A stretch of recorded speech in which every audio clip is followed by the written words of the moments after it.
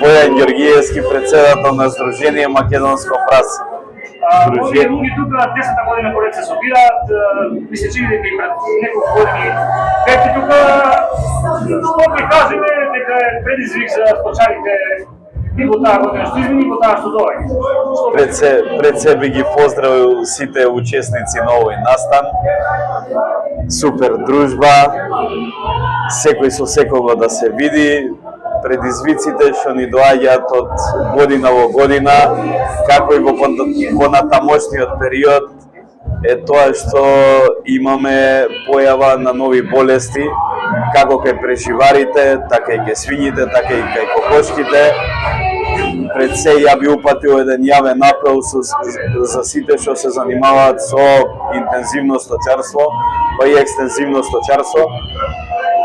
Биосигурностите мерки да ги покачат на еден голем максимум, да се внимава на секој чекор, на секој потек кој влага по фармите, кој излага, какви животни се донесуваат на фармите, бидејќи болестите не препознаваат ни град, ни село, ни сточар, ни имунитет.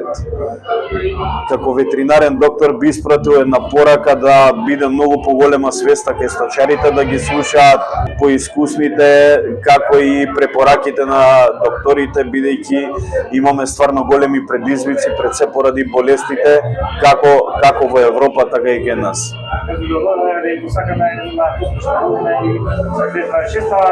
Ова вечер да се помина дуго, бидејќи па ова е една вечер кога тие се опуштаат и забораваат малку на маќето. Ви благодарам и јас на вас, само се надеваме на подобро, поздрав до сите сточари на цела Македонија, да се живи и здрави, среќни празници во понатамошниот период и пред се да имаат здрави стада и здрави фамилии. Годината помина малку тешко, али па е добро, не може да се пожалим. Малку државата не ни исплати субвенциите, што најголем проблем е тоа што очекувавме од новата држава подобри услови, а да не излажа. Едноставно па здравје и се надевам дека па 26. Да, по изборите нешто падне, забркава нешто. Ето е колку грла река се нагледувате? Имам 48 крави, пашитни и 220 овци. Малку тоа државата не си ја гони нејната работа, што откупот добар, што имаше малку се појавило во нашето село Бурцелоза. Државата тоа со некои си нини таму ка доктори и моктори, не си голата работа, и ни заболеа многу крави, но и не уништија, едноставно не уништија. Нема беше во нашето село многу се намали сточарството, од 230 крави имаше пашитни, сега има 103 крави пашитни и за кратко време ник ќе уништат. Треба за нас сточарите државата да обрне многу внимание и ако иска државата да е држава само на земјоделците, на сточарите да обрне внимание, да слуша нашите попоги и да ни помага, редовно субвенции да ни платат. Тоа го барам, друго ништо. Колку луѓе тука се собрани денеска? Ова вечер имам околу 190 луѓе. На територијата на Малешевијата колку има на бројка некој? Па Малешевијата малце број имаме.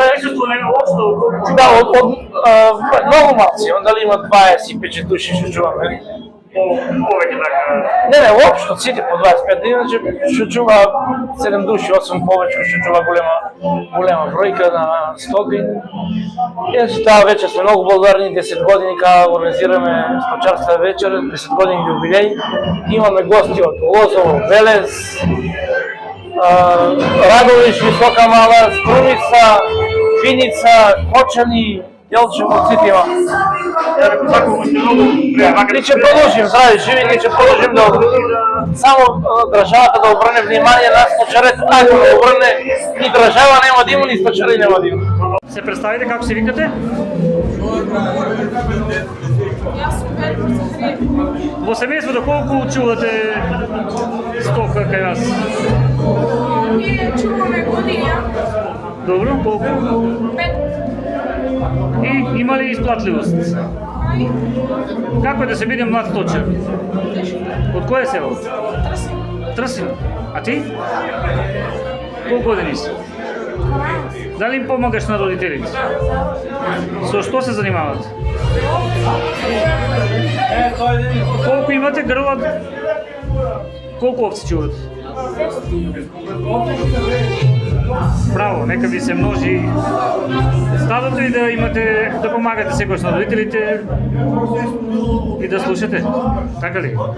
Разговараме со еден од учесниците на сточарската вечер. Целта е сите заедно да ги заборават на некој начин маките, но и да си разговараат за проблемите, за предизвиците, па да ни кажете од каде сте, кои проблеми ги имавте оваа година и што треба да се подобри во 2026.